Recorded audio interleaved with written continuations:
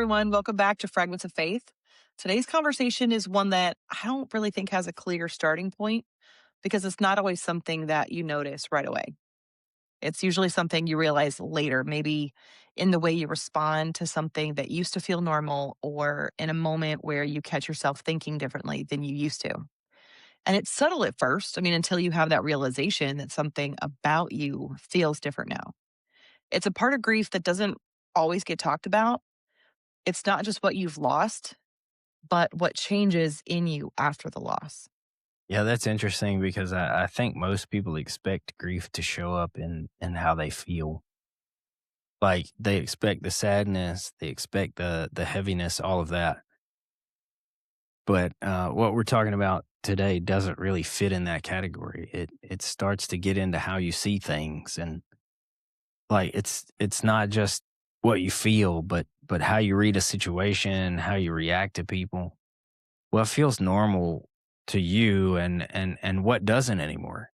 It's almost like you're just you're just going through your life and then something happens and it catches you off guard a little.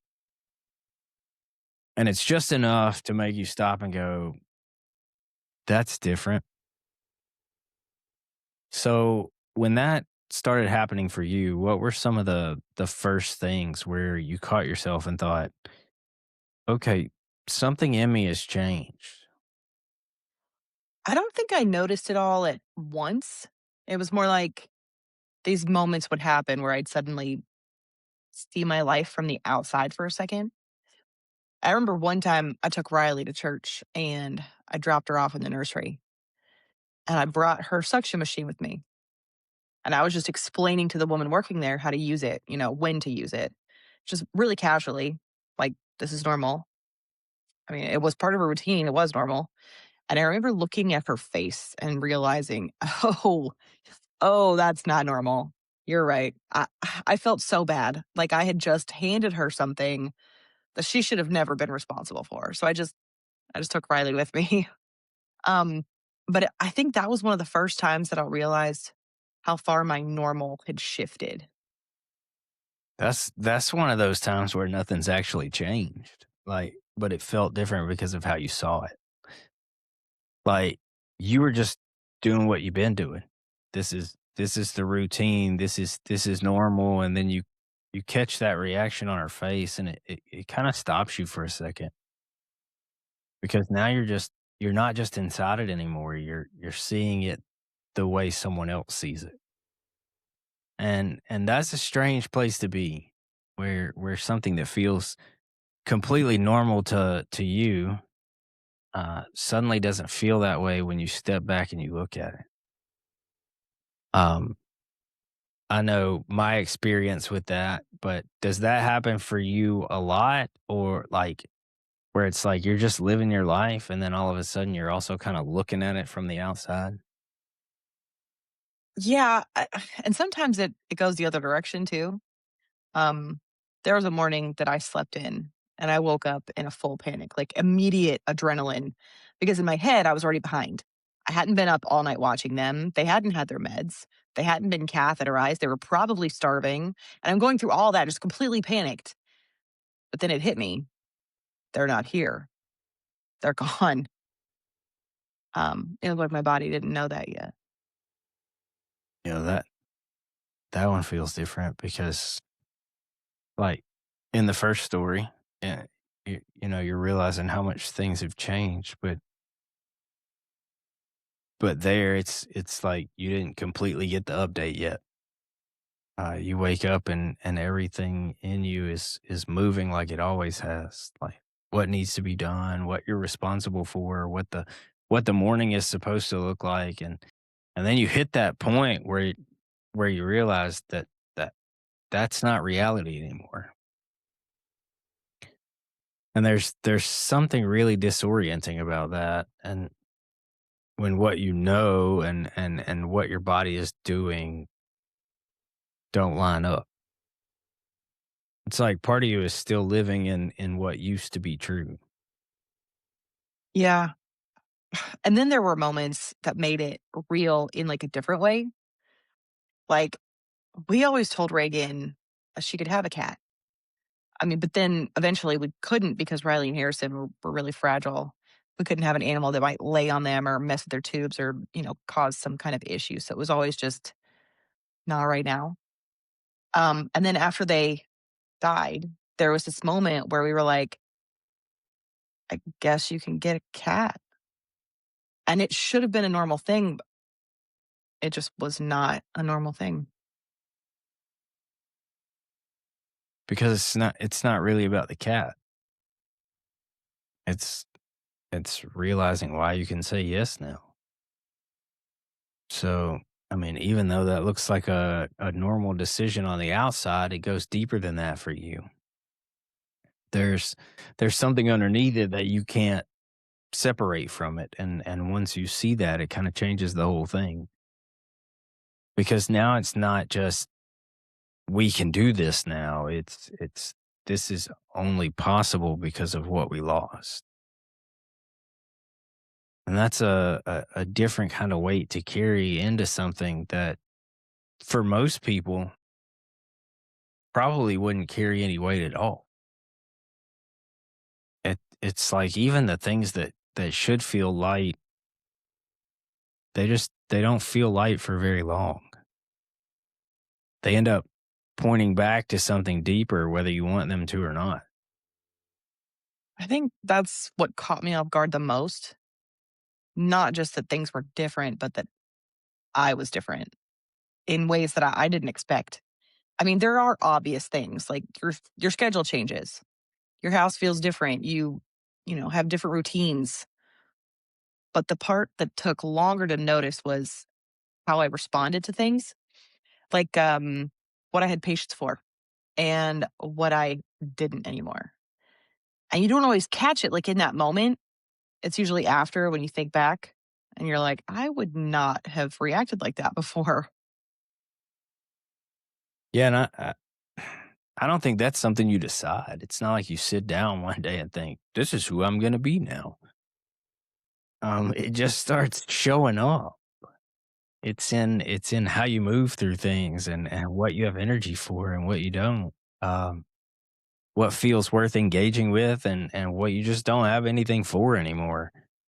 And that's not always loud. Sometimes you find yourself in a situation that wouldn't have affected you before, but now it does. And you don't always stop to think about it right then. Yeah. And that part can be kind of confusing because you start trying to figure out what version of you is actually you. Like, was I just more easygoing before? I doubt it, by the way. Or am I just less willing to tolerate certain things now? Because there are things that used to feel like a big deal that just don't hit the same way anymore. And then there are things that affect me now that I probably would have never even noticed before. And I don't know that either one of those really tells the whole story. And it's not as simple as you were one way before and now you're something completely different. It's more like something underneath everything has shifted. So the same situation shows up, the same kind of conversation, the same kind of interaction and your response isn't what it used to be. And part of that is because you're not the same person receiving it, because what you've been through is now part of how everything gets filtered or processed. So it's not just about what's happening in front of you. It's there's always something else in the background now shaping how it comes through. That makes sense. I mean, it doesn't feel like I became a completely different person. It feels like there's this layer that's underneath everything now. I mean, even in normal days, it's just there. It's like you can't just take things at face value anymore. Even the things that look simple on the outside carry more than what's right in front of you. And and you're aware of that even when nobody else is. Um, which probably makes it hard to explain because from the outside, nothing looks different. But internally, you're reacting to more than what's right in front of you. there's always something else tied to it. Something from what you've been through, something that's just there now, whether you want it to be or not. So so you can be in those same conversations as someone else, hearing the same words and responding to the same situation, but still be experiencing it in a completely different way. And that's where it can feel kind of isolating because it's not something you can always explain. Like, how do you explain to someone why something feels heavy to you when it doesn't look heavy at all? Or why something that used to matter to you just doesn't anymore? Yeah, and I mean, even if you could explain it, it still may not come across the way you mean it. Um, I think early in our conversations, that was something we had to kind of work out, like, because we both say things sometimes, and it's like and now we understand each other. Yeah. But I think in the beginning, there was this period of time where it was like, I can't say that because of the way it's going to come out. Or if I like, how many times have we prefaced something with, don't take this the wrong way? Yeah, a couple times. Right. Because sometimes when we try to say something or we're trying to explain, what we're thinking, it doesn't always come across the way we mean it. Because we're not just trying to describe something that happened. We're trying to put words to something that changed in you or something that, that's not something people can fully understand just by hearing it. Because they didn't live inside it the way you did. You know, we've talked about how similar our situations are, but even then, there are things that are still really different, and so it's I haven't lived what you've lived, you haven't lived what I've lived, and I think that's why these conversations work the way they do, because even when you say it out loud, sometimes it can feel like it falls short of what you're actually trying to communicate. Yeah, and it shows up in ways that don't always make sense. I mean, there's, like, things that I just don't have the capacity for anymore. I remember being in conversations where someone's upset about something, and I know it matters to them. I'm not dismissing that, but internally, there's, like, this part of me that just I can't meet them there, and it's not because I don't care, just because my scale for what kind of feels like a crisis now is just completely different. Or even things like planning ahead. I used to think a lot about the future, timelines, vacations, what it would look like in a year or two. But now I don't attach to that the same way either. I've already lived through something where everything I thought was coming next wasn't. So there's this part of me that just holds on a little looser to plans than I used to. And I don't think that's something I chose. It just sort of changed. There's these moments that something really small hits me harder than it should. Like seeing a kid in a store, looks about the age that Riley Harrison would be now, or hearing a sound that reminds me of something from like back then. And it's like, why is this the thing that gets me? Like, it's not big, obvious stuff. It's like random moments that just, jump out at you, catch you. And I think that's where it gets a little harder to make sense of, um, because it's not consistent. It's not all moving in the same direction, and and I don't think it's I don't think that's something that you're going through that nobody else has been through. I think all of us, as we deal with grief, have those moments. Um, we can have something that used to feel like a big deal, and then we realize we don't have much of a reaction to it anymore. Um, and then something small just kind of takes you by surprise, and it's not always obvious why.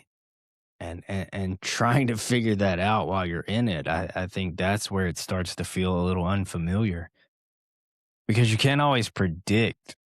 how you're gonna respond, and sometimes you don't recognize it until after it's already happened. I think that's exactly it. Like, there's times where I'll react to something and afterwards I'm thinking that did not feel like me.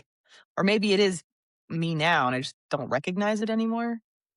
I don't know. Like, even with people, there are relationships I don't have the energy for anymore. And not because anything bad happened, but just because I don't have it in me to stay in surface level conversations or feel things that are unnecessary. It sounds so harsh when I say it out loud, but I promise it's not coming from like me being cold. It's more like I don't want to spend time pretending stuff matters when I know what actually does. And that's a really hard shift to explain to people who haven't experienced it. Yeah, because from the outside, it can look like you've just become less patient, or like you've pulled back a little.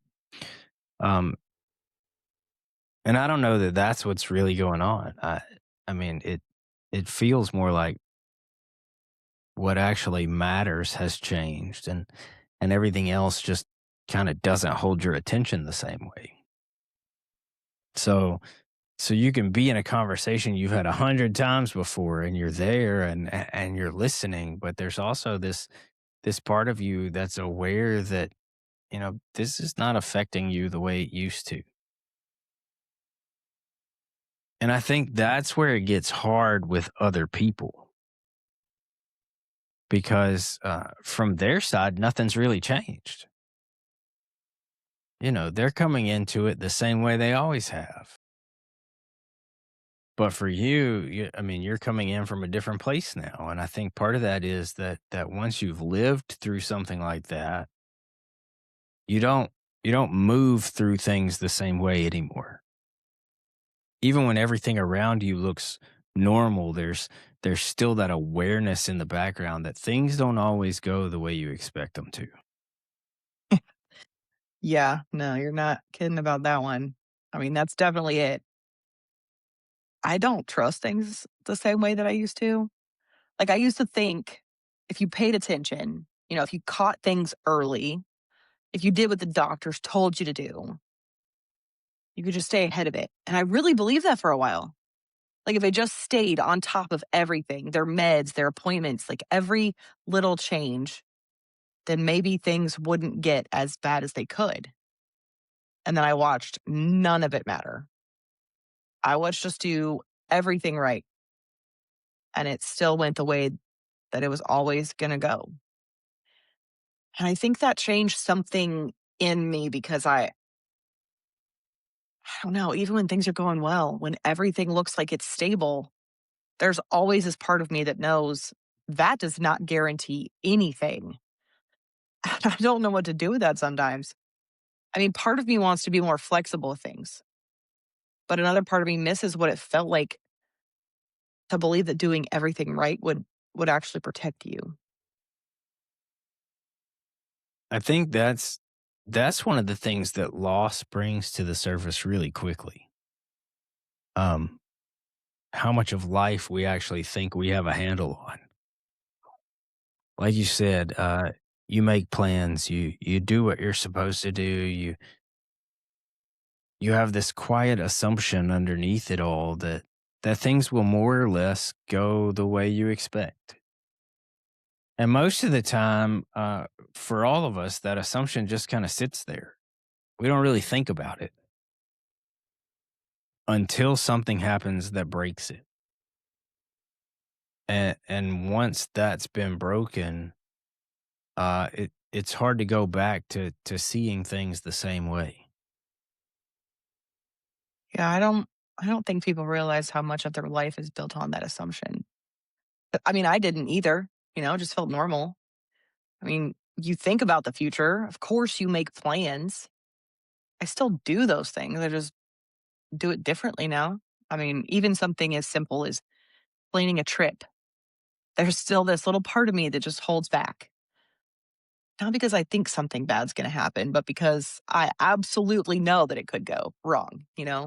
Or even with the dogs. If one of them is acting slightly off, my brain does not go to, oh, they're probably fine. No, it goes straight to what am I missing? What is this? What could happen? Because I've already lived through what it feels like to realize something serious was happening and not be able to stop it. I don't know that it's as simple as good or bad. I I think it's just different. Because on one hand, there's a loss of that sense of certainty, but at the same time, there's also kind of a clarity that comes with it, where you're not assuming the same things you used to. And I think that's where faith can feel different too. Um, Not in the sense that it gives you everything you used to feel, but in the sense that you're relating to it from a different place. Because it's no longer built on everything going the way you expect. I don't think that feels like clarity to me. If anything, it feels like the opposite. I mean, because before all this, I didn't walk around questioning everything. I just lived. I just made plans. I trusted things were just going to keep moving forward. I didn't think twice about it. I mean, and then everything started changing. It wasn't just losing Riley and Harrison. It was also, my heart failure. Jason had a stroke. We lost Gunner, Riley's dog. It just didn't feel like one thing you go through and then come out the other side of. It felt like every time I started to catch my breath, something else is going wrong. So it's not that I've just seen how bad something can get. It's just that I've watched it keep happening. And that does something to you. I mean, even on normal days when nothing is going wrong, there's still this part of me that's like aware that things can shift at any time. Like when people say, everything's going to be fine. I understand why they say that, but it doesn't feel the same for me anymore. I've lived through too many moments where it was not. And I think that carries over into how I feel about God too. There were so many times that I was praying, not even for something huge, just for something to ease up a little bit, for something to turn in a different direction. And it didn't. And then something else would happen. So now it's like I still believe in God, but I don't approach that the same way anymore. I don't assume that things are going to work out. I don't know if that's what faith is supposed to look like. I mean, or if that's just what happens when your expectations keep getting broken like over and over again. It's definitely not the same as it was before. Yeah, and I don't think anybody would expect it to be, especially with everything you just said. It's not just one thing that happened; it's that it kept happening, and after a while, that starts to change how you hear things because there used to be some expectation attached to it, even if you never said it out loud.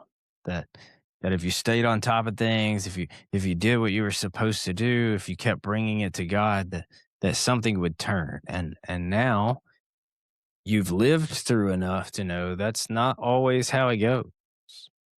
And I think that's where it starts to feel different because you're not walking away from faith, but you're not holding it the same way either.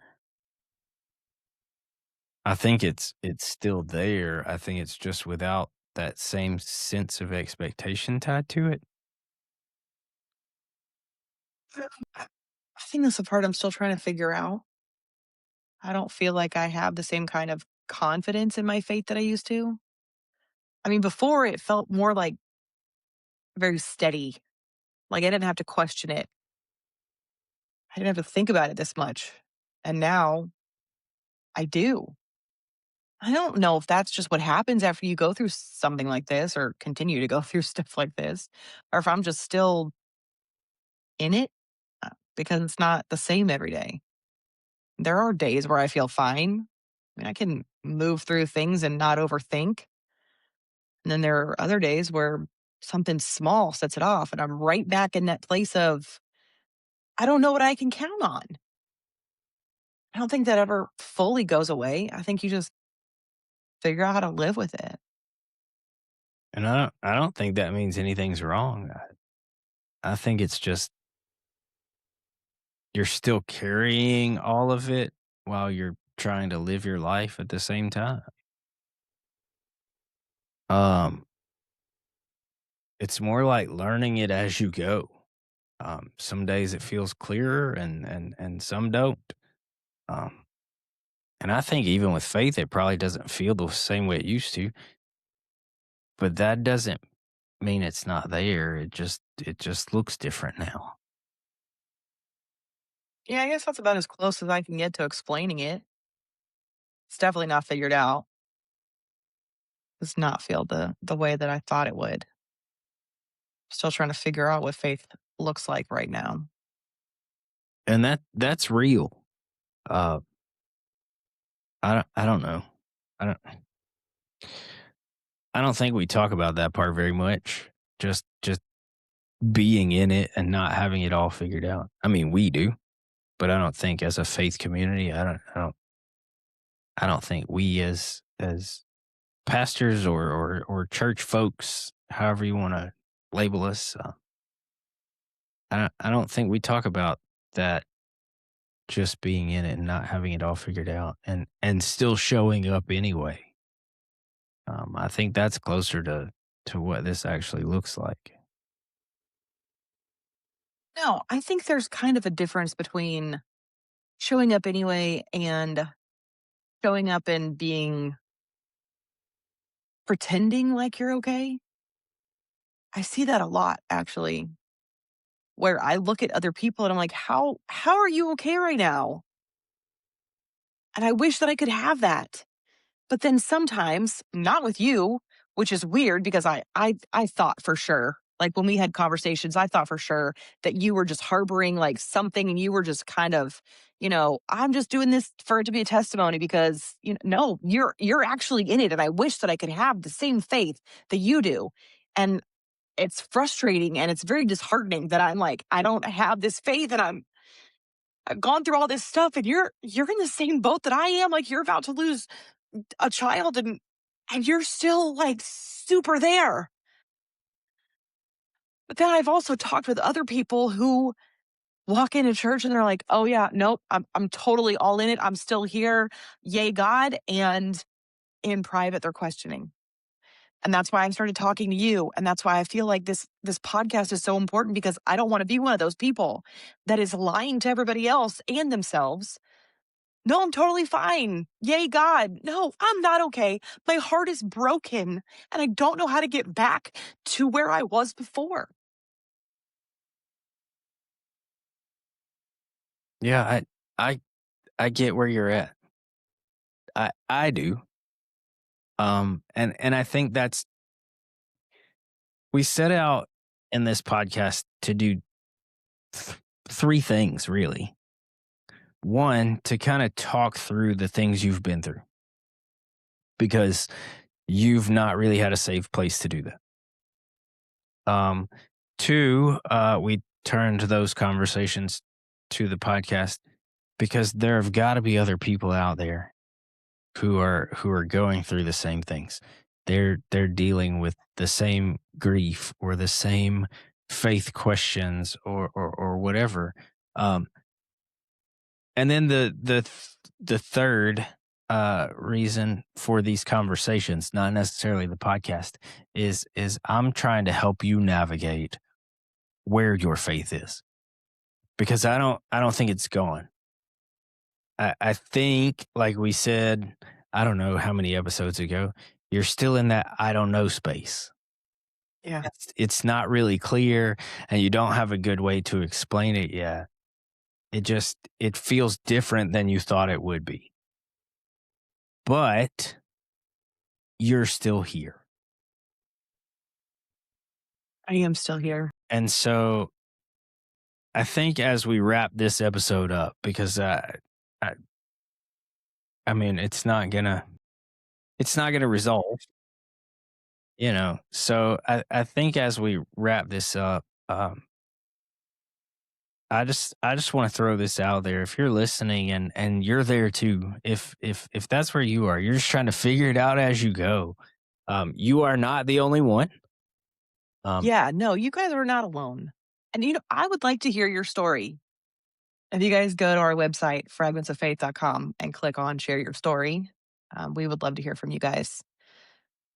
Thank you guys for being here. We'll see y'all next week.